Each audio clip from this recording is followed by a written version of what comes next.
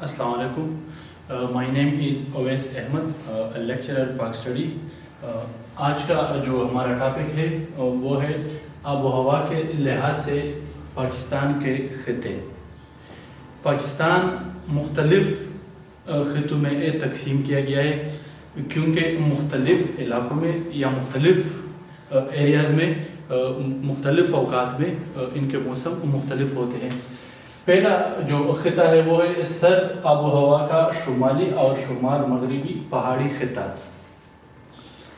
اب یہ جو خطہ ہے شمال مغربی پہاڑی خطہ, یہاں پہ موسم ٹھنڈ ہوتا ہے یا یہاں پہ سردیوں میں بہت زیادہ ٹھنڈ پڑتی ہے, خاص کر پہاڑوں پہ برف باری پوری سال پڑی رہتی ہے. سردیوں میں اکثر ان علاقوں کا میدانی علاقوں سے رابطہ منقطع ہوتا ہے. اکثر اوقات جو گلیات اور سکردو کے علاقے ہیں یہاں پہ لینڈ سلائیڈنگ یا برفانی تودے گرنے سے یہاں پہ ان کے راستے بند ہو جاتے ہیں. ان لوگوں کی زندگی بہت مشکلات سے دوچار ہوتی ہے. ان کو اپنی زندگی گزارنے کے لیے بہت سارے مشکلات جھیلنے پڑتے ہیں. نہ یہ لوگ کاروبار کر سکتے ہیں, نہ ان لوگوں کے اور کوئی روزگار کے کوئی خاص ذرائع ہوتے ہیں کیونکہ موسم کی شدت کی وجہ سے اور سال میں ان کے ہاں زیادہ تر سال کا جو حصہ ہوتا ہے وہاں پہ برف ہوتی ہے, تو اس وجہ سے وہاں پہ لوگ نہ کاروبار کر سکتے ہیں جس طرح باقی میدانی علاقوں میں ہوتا ہے, نہ وہاں پہ اور کوئی ان کا خاص کوئی آمدن کے ذرائع ہوتے ہیں.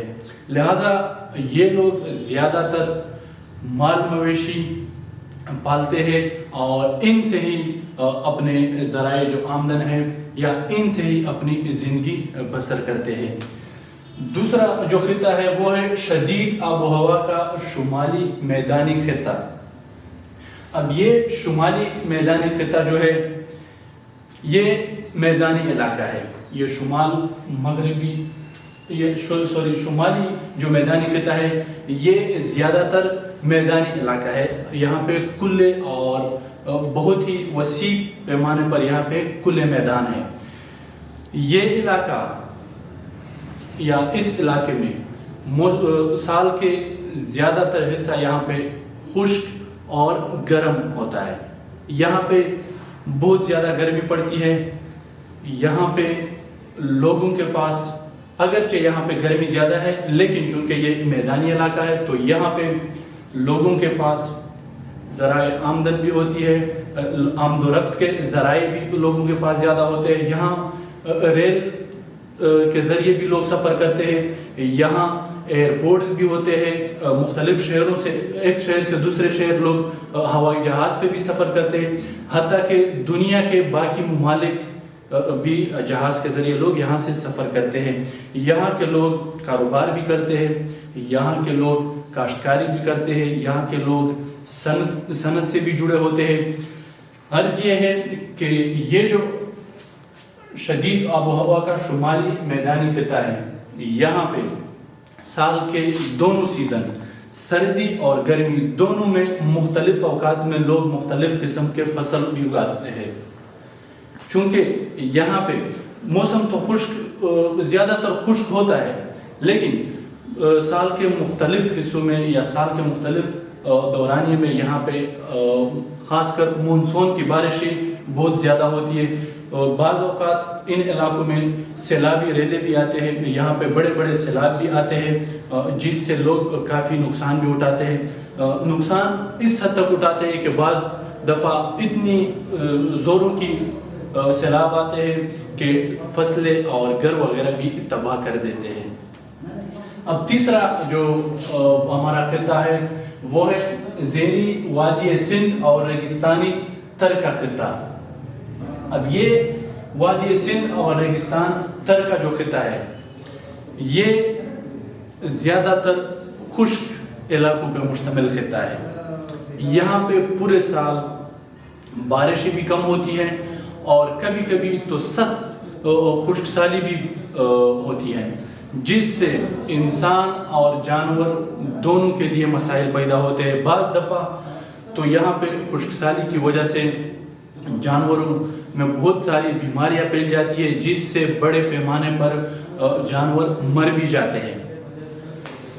اس علاقے کی یا اس خطے کے لوگوں کا ذرائع آمدن جو ہے وہ کھیتی باڑی بھی اس صورت میں جب یہاں پہ بارشیں ہو۔ اگر تو بارش نہ ہو تو یہاں کے لوگ بیکار ہوتے ہیں، مطلب بیکار بیٹھ جاتے ہیں، ان کے پاس کوئی مزدوری کھیتوں میں کام کے لیے ان کے پاس کچھ نہیں ہوتا، کیونکہ بارش نہ ہو تو یہاں پہ قحط ہوتا ہے، یہاں پہ پانی کے الٹرنیٹ یا متبادل ذرائع ہے نہیں۔ بارش اگر نہ ہو تو یہاں کے لوگ مختلف قسم کی سختیاں برداشت کرتے ہیں۔ یہاں کی ایک اور بات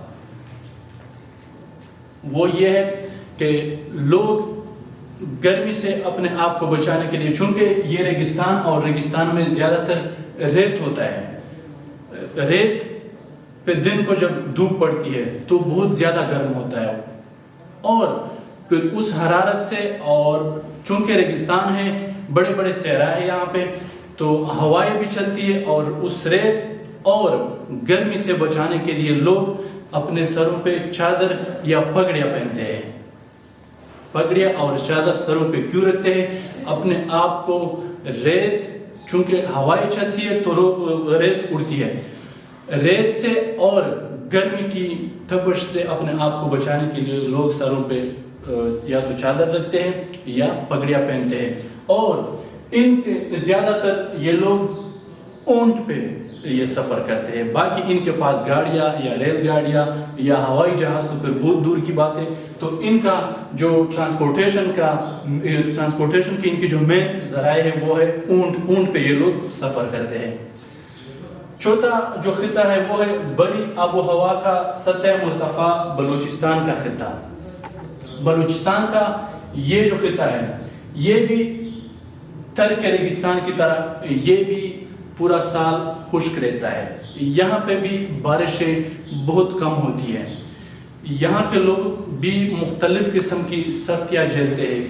بارش نہ ہونے سے یا خشک سالی کی وجہ سے یہ جو خطہ ہے بلوچستان کا یہ بالکل بنجر ہوتا ہے پورا سال، یہاں پہ نہ لوگ فصل اگا سکتے ہیں، نہ میوے یا پھل اگا سکتے ہیں، نہ سبزیاں اگا سکتے ہیں۔ ہاں ایک اور بات، بلوچستان کا جو شمالی علاقہ ہے، اس خطے کا جو شمالی حصہ ہے، یہاں پہ سردیوں میں ٹھنڈ بھی پڑتی ہے، اور کوئٹہ اور ان کے مضافات میں سردیوں میں برف بھی پڑتی ہے، اور یہاں پہ سیب اور انگور کے بڑے بڑے باغات بھی ہیں۔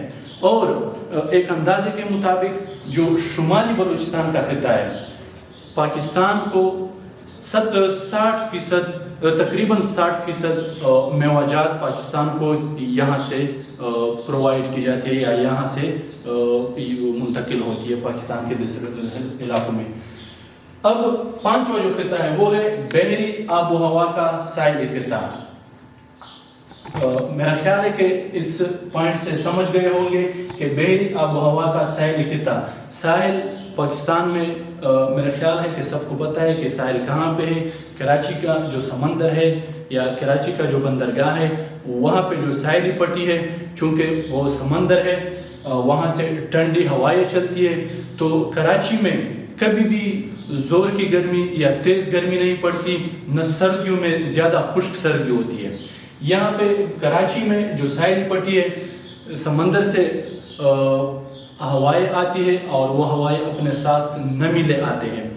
یہاں کے جو لوگ ہیں وہ زیادہ تر ڈھیلے اور نرم کپڑے پہنتے ہیں، کیونکہ نہ گرمیوں میں سخت گرمی ہوتی ہے اور نہ سردیوں میں شدت کی سردی ہوتی ہے۔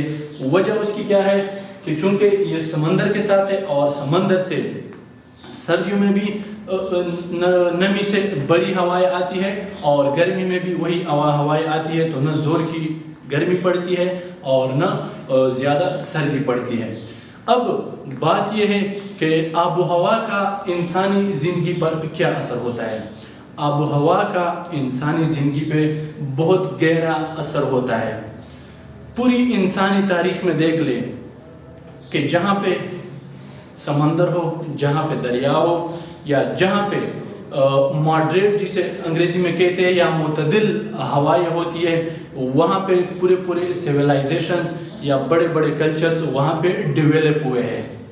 اس کی وجہ یہ ہے کہ چونکہ پانی انسان کی بنیادی ضرورت ہے جینے کے لیے، تو جہاں پہ پانی ہوتا ہے وہاں پہ انسان رہ سکتا ہے، وہاں کی زندگی انسان وہاں پہ زندگی پر گزار سکتا ہے۔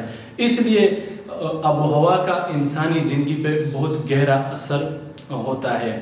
انسان کے لباس، انسان کے کھانے، انسان کے رہنے سہنے، انسان کے بول چال، انسان کے دوسرے کے ساتھ معاملات یا انسان کے معاشرے میں کردار جو ہے، یہ آب و ہوا کا ان سب پہ بہت گہرا اثر ہوتا ہے۔ تو آج کا یہ ٹاپک یہاں پہ ہی ختم ہوتا ہے۔ Thank you.